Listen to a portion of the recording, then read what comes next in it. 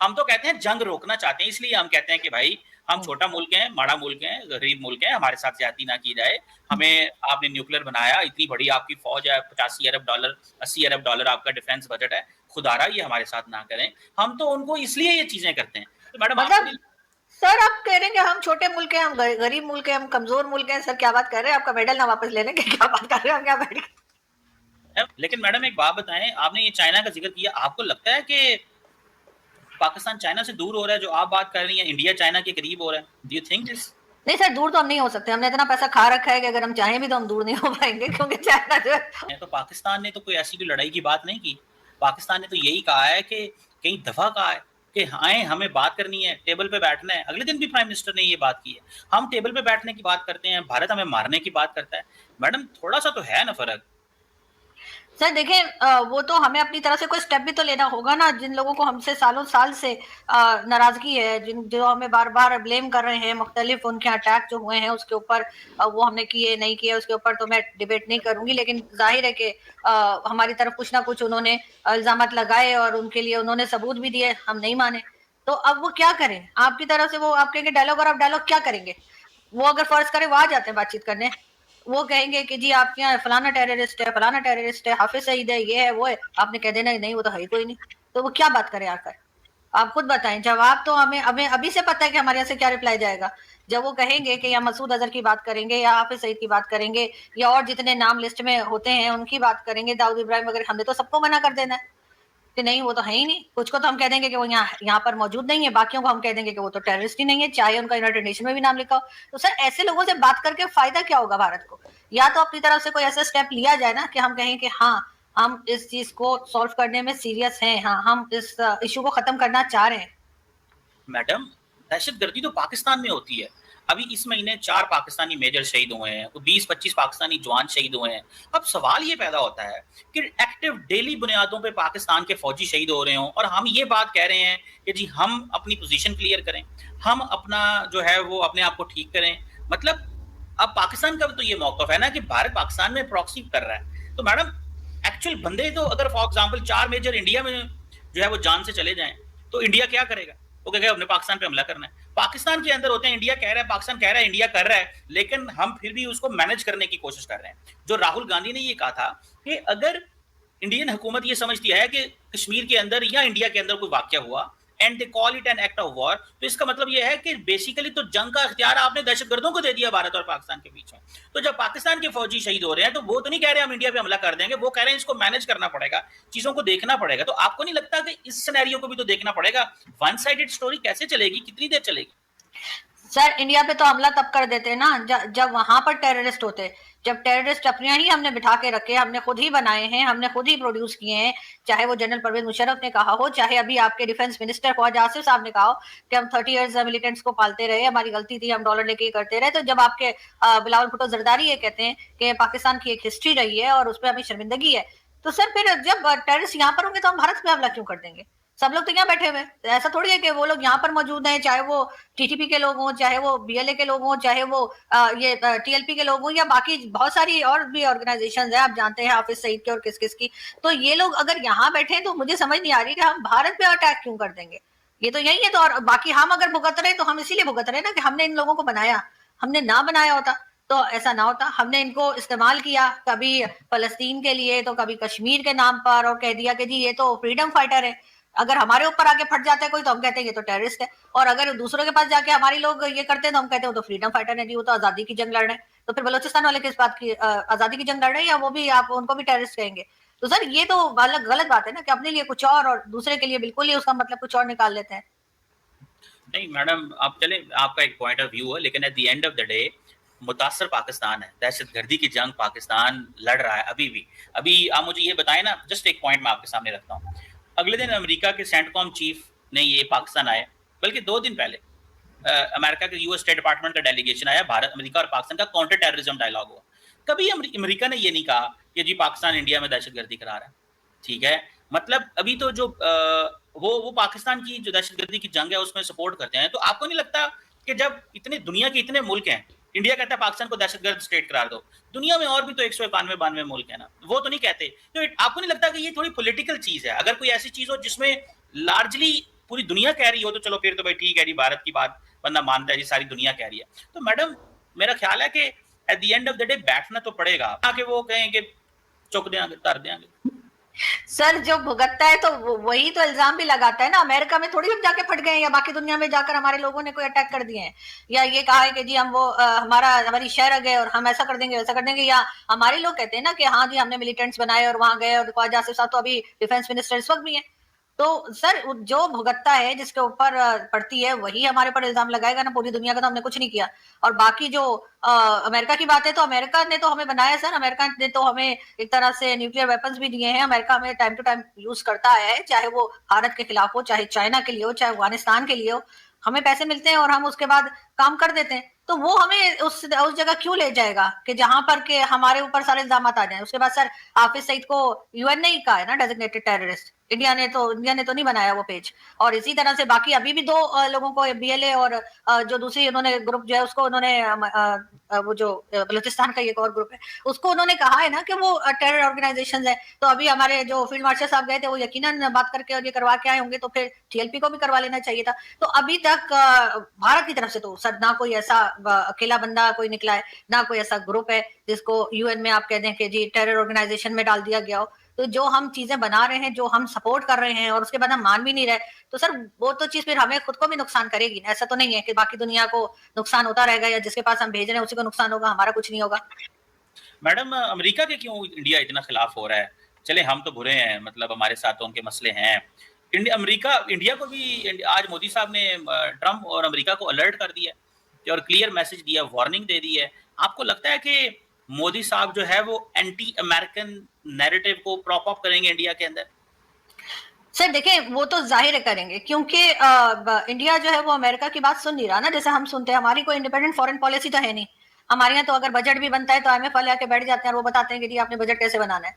भारत में तो ऐसा नहीं होता। भारत को तो मैं पिछले 2-3 बल्कि 4-5 साल से जो भी इंडियन पैनलिस्ट या एम्बेसडर्स भी आते हैं, उनसे भी मैंने कहा है कि आपको नहीं लगता कि अब अमेरिका जो है उसको ये चीज पसंद नहीं आएगी भारत की, कि वो अपनी मर्जी से फैसले क्यों कर रहा है। तो उस वक्त कुछ लोगों ने तो इनकार किया कि नहीं नहीं हमारी तो अमेरिका से बड़े अच्छे टर्म्स हैं और ऐसा नहीं होगा। लेकिन कुछ ने कहा कि हाँ ऐसा हो सकता है। तो मुझे तो यही लगता है कि अमेरिका जो है वो भारत के अगेंस्ट इसीलिए हो गया है कि अब उनको कह रहे हैं कि जी आप रशिया के साथ बिजनेस ना करें, या कोई और तरह की जो इंस्ट्रक्शंस दी जा रही हैं, जो कि वो एज अ सुपर पावर समझते हैं कि उनकी बात सुनी जाए।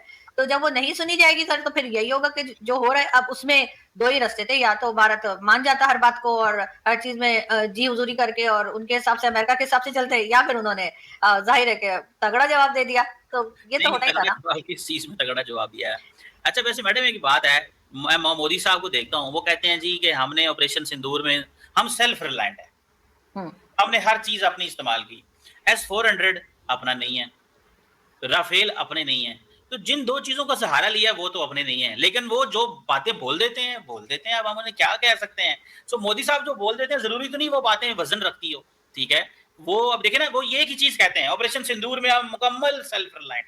S-400 रशियन है और राफेल फ्रेंच है, लेकिन अवाम को क्या बताया कि अब हम आत्मनिर्भर हैं, भारत है, अब हम बड़ी मिर्ची इंडिपेंडेंट हैं, लगती है सॉवरन है। आपको नहीं सुनने लगता को। ये अमेरिका वाली गेम के अंदर भी ये बाहर बातें और हैं और अंदर बातें और हैं मैडम? देखिए सर अमेरिका के बगैर गुजारा तो बहरहाल किसी कंट्री का नहीं है, चाहे वो भारत ही क्यों ना हो। अभी ना सही कुछ टाइम के बाद जो है उनको फिर बातचीत तो करनी ही होगी। अब उसमें कौन किस लेवल पे चला जाता है वो तो सर बाद में ही पता लगेगा। लेकिन डेफिनेटली भारत जो है वो इस वक्त जिस तरह से आगे जा रहा है, और वो चाइना के साथ जो हो गए, तो वो भी एक तरह से अमेरिका को चिढ़ाने वाली बात है ना। क्योंकि चाइना और अमेरिका की भी नहीं बनती, लेकिन चाइना तो हमारा दोस्त है, लेकिन वो इस वक्त भारत के साथ दिखाई दे रहा है। तो ये बात तो हमें फिक्रमंद हो जाना चाहिए इस चीज को भी लेकर। बाकी तो सर जाहिर है हथियार और मिसाइल्स या कोई और चीज जो है वो पूरी तरीके से तो ना भी भारत बनाता है ना कोई और कंट्री ने, तो किसी और से लेना ही पड़ेगा। अब बाकी चीजों में जरूर जो अमेरिका से आ रही है उसको टैरिफ को लेकर जो है वो जरूर मोदी जी के बार बार स्टेटमेंट्स आ रहे हैं कि जो मेड इन इंडिया है उसको इस्तेमाल किया जाए, ताकि लोग जो है वो कम से कम टैरिफ जो है वो देना पड़े अमेरिका को। वो चीज तो चल रही है। लेकिन सर जब ये पॉलिटिशियंस बात करते हैं तो 2-4 चीजें एक्स्ट्रा भी जोड़ देते हैं, ये तो आप भी जानते हैं। तो उसमें इतना ना तो उनकी पब्लिक सीरियस होती है और ना हमारी पब्लिक हमारे लोगों की बात सुन के कोई सीरियस होती है। बिल्कुल। लेकिन मैडम एक बात बताएं, आपने ये चाइना का जिक्र किया, आपको लगता है कि पाकिस्तान चाइना से दूर हो रहा है? जो आप बात कर रही हैं इंडिया चाइना के करीब हो रहा है, डू यू थिंक दिस? नहीं सर, दूर तो हम नहीं हो सकते। हमने इतना पैसा खा रखा है कि अगर हम चाहें भी तो हम दूर नहीं हो पाएंगे, क्योंकि चाइना जो है उसका हमने इतना पैसा या फंसा दिया है कि बेचारे का ना तो सी पैक बना रहे हैं और ना बंद कर रहे हैं। कोई चक्कर ही समझ नहीं आ रही चाइनीज को। लेकिन हाँ, भारत से अगर उनके टर्म्स बेहतर होते चले गए तो यकीनन वो थोड़ा बहुत हमें टफ टाइम जरूर दे सकते हैं, क्योंकि हमारे यहाँ तो एक ये सोच है ना कि जी हमारे खिलाफ कर देते हैं। जैसे कई बार ये भी कहा जाता है कि जी अगर वही जो हमने पहले भी बात की थी मेरे गौरव आर्या की, कि जी अगर आपको लोन जो है वो जनवरी में मिलना है तो उसके वजह अक्टूबर में दे दें, ताकि वो पाकिस्तान को थोड़ा टफ टाइम मिले। तो हो सकता है चाइना के साथ भी कोई इस तरह की बात हो कि वो चाइना ने हमें कोई पैसा वैसा देना हो तो उसको थोड़ा डिले कर दिया जाए। लेकिन बहरहाल ये दो बड़ी कंट्रीज या दो ऐसी कंट्रीज जिनकी इकोनॉमी जो है वो काफी अच्छी है, उनके दरमियान दोस्ती है, उसमें हमारा कोई लेना देना ही नहीं है। हम तो चाइना जाते हैं बार बार पैसा मांगने के लिए या कोई ना कोई किस्म का मदद लेने के लिए जाते हैं, उसके अलावा तो हमारा कोई काम नहीं। हम ऐसी क्या चीज है जो हम चाइना को दे रहे हैं? कुछ भी नहीं।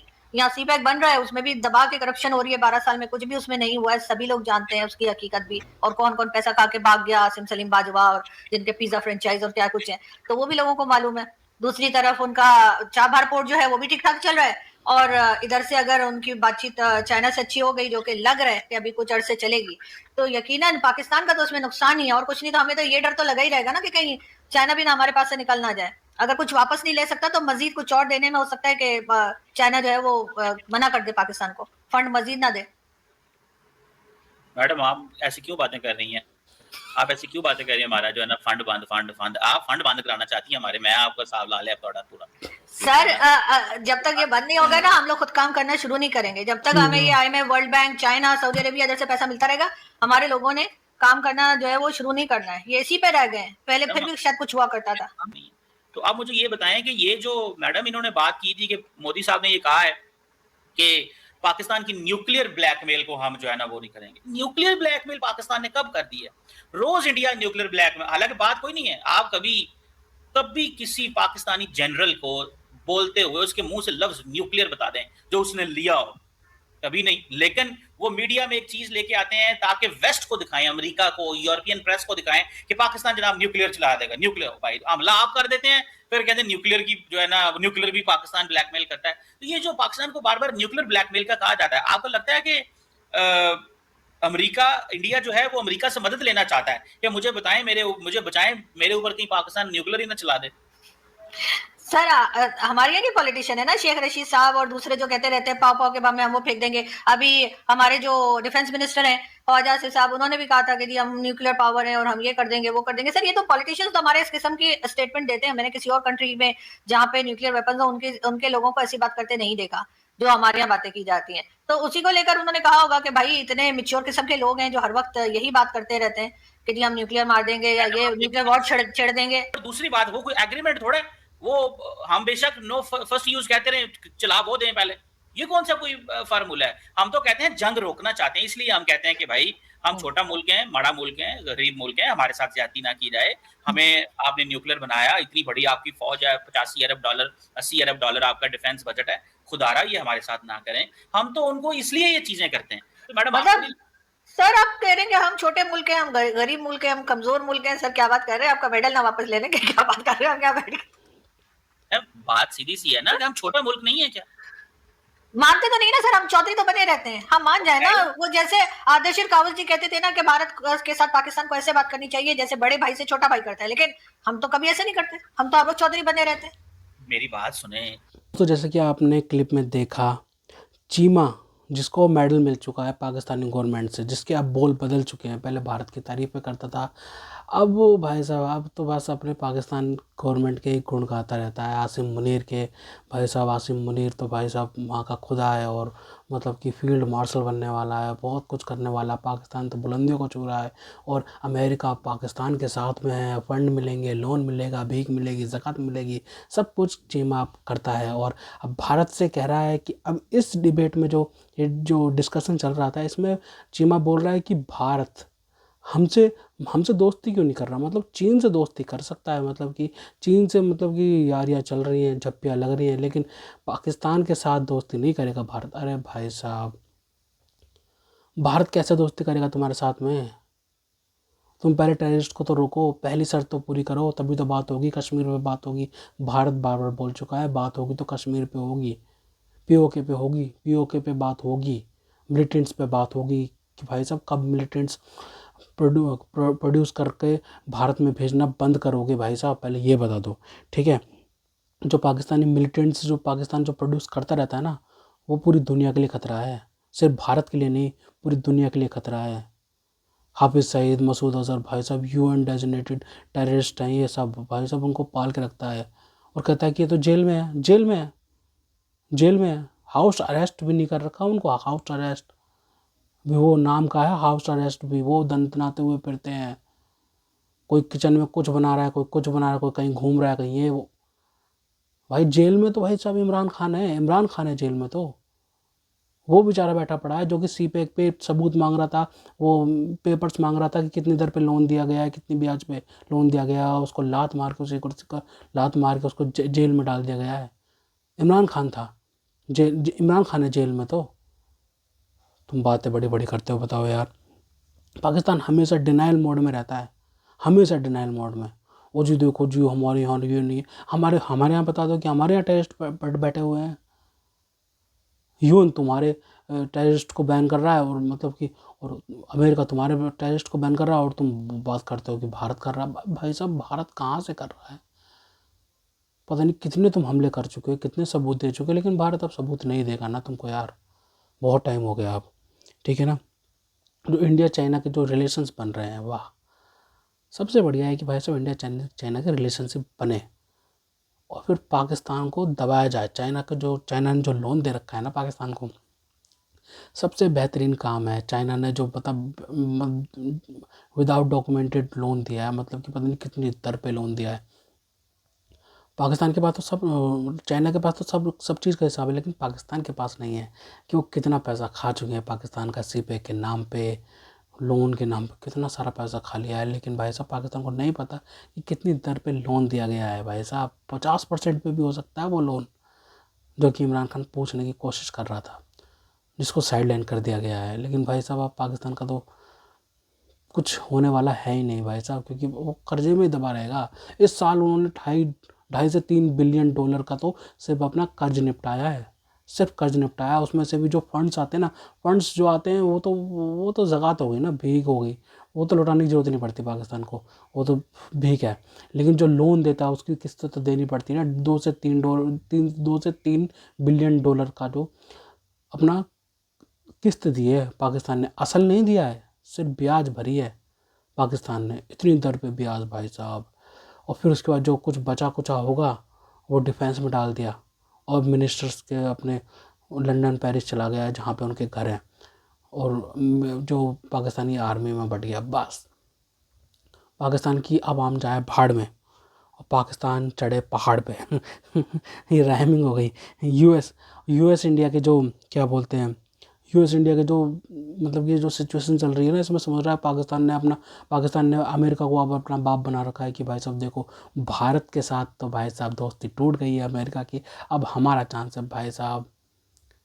अमेरिका किसी का दोस्त नहीं है। सबसे पहली बात तो पूरी दुनिया इंटरेस्ट पे चलती है, कुछ आप दे तो कुछ ले। और अमेरिका का इतिहास तो पता ही है। अमेरिका ने फंड्स दिए पाकिस्तान को, पैसा दिया, भरपूर दिया, लेकिन पाकिस्तान ने धोखा किया। अमेरिका दोबारा वो गलती करेगा, तुम्हें लगता है कि दोबारा से वो गलती करेगा? अमेरिका तुम्हारा फ़ायदा ज़रूर उठाएगा, कुछ पैसे भी दे देगा भीख में, उसके पास तो बेहिसाब पैसा है अमेरिका के पास, दुनिया की नंबर 1 इकनॉमी है। थोड़े बहुत अगर अपने सागर में से थोड़ा सा उसने पानी निकाल के 1 लोटा तुम्हें दे भी दिया तो क्या क्या फ़र्क पड़ता है, लेकिन वो नाक से लकीर निकलवाएगा तुमसे, तुम्हें फिर से उसी सिचुएशन में डाल देगा जैसे कि क्या बोलते हैं, अफगानिस्तान में टेरर की वॉर चल रही थी, अमेरिका घुस गया था, वैसी सिचुएशन आने वाली है पाकिस्तान में। कभी सोच रहे हैं पाकिस्तानी की भाई साहब अब तो भीख मिलेगी। भाई साहब अमेरिका को तुम जानते ही नहीं हो बेटा, अभी वो क्या चीज़ है, वो कैसे नाक में दम करेगा तुम्हारे, तुम तो को बस। आसिम मुनीर का प्रमोशन हो रहा है भाई साहब, इंडिया से जंग हारने के बाद मेडल लग गए हैं, फील्ड मार्शल बना, अब उसके बाद भाई साहब बंदा और भी तरक्कियाँ छूने जा रहा है भाई साहब। और चीफ ऑफ डिफेंस स्टाफ, जैसे कि इंडिया में जो नया बनाया गया है ना, CDS की एक पोस्ट बनाई गई है इंडिया में, जो मतलब कि पूरे डिफेंस स्टाफ में सबसे ऊपर होंगे, तो वो भी पाकिस्तान ने देखा देखी बना दिया है, पाकिस्तान में भी चीफ ऑफ डिफेंस स्टाफ। लेकिन उसके लिए अभी लेकिन डिफेंस मिनिस्टर के साइन लगेंगे, लास्ट जो कि अभी वो मुल्क से बाहर कर रखा है, क्योंकि पाकिस्तान जो पंजाब वो है ना सूबा, उसको उसके टुकड़े करने की बात चल रही है कि पाकिस्तान के पंजाब में से और भी टुकड़े करे जाएं और उसकी पावर हटाई जाए, क्योंकि वो सारी नवाज शरीफ के पास है सारी पावर पंजाब में। तो उसके अगर वो टुकड़े कर दिए जाएंगे तो उसके बाद वो पावर हट जाएगी और आसिम मुनीर के पास और पावर आ जाएगी। पाकिस्तान भाई साहब फिर से मिलिट्री डिक्टेटरशिप आने वाली है पाकिस्तान में, और पाकिस्तान का बुरा हाल होने वाला है। ये भारत के लिए बहुत अच्छी बात है भाई साहब। हम ये क्यों कहें कि पाकिस्तान में ये ना हो, वो ना क्यों ना हो, जो हमें वो इतना दर्द दे रहा है तो हम भी तो दर्द दे सकते हैं, हम भी तो दर्द का मजा ले सकते हैं। बस यही था डिस्कशन। तो दोस्तों, अगर आपको हमारी ये वीडियो पसंद आई हो तो कम से कम व्हाट्सएप पर जरूर शेयर कीजिएगा। साथ साथ चैनल को सब्सक्राइब करके हमारा मनोबल जरूर बढ़ाएगा, ताकि हम आपके लिए ऐसे ही मनोरंजन वीडियोस बनाते रहें। तो गाइस, मिलते हैं आपसे अगली वीडियो में, तब तक के लिए जय हिंद।